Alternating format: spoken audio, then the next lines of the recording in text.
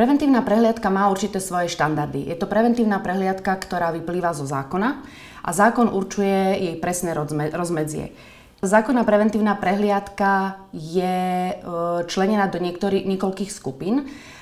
Jedna je vekovej kategórie od 18 rokov vyššie, druhá je 40 rokov vyššie a tretia je 50 rokov a vyššie.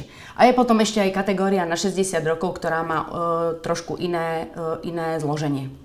Takže do každej tejto skupiny sú začlenené iné vyšetrenia. V štandarde všetky majú základné biochemické a laboratórne vyšetrenia. S tým, že jednotlivé odlišnosti podľa vekových kategórií samozrejme sú. Kategória, ktorá je do 40 rokov, do tejto kategórie spadajú vyšetrenia laboratórne, tak ako som spomínala, vyšetrenie EKG, vyšetrenie moču. Kategória ľudí nad 50 rokov má vyšetrenie aj na okultné krvácanie. Čo znamená vyšetrenie na okultné krvácanie? Je vyšetrenie prítomnosti krvi v stolici, ktorá mnohokrát diagnostikuje onkologické ochorenie, a to rakovinu hrubého čreva.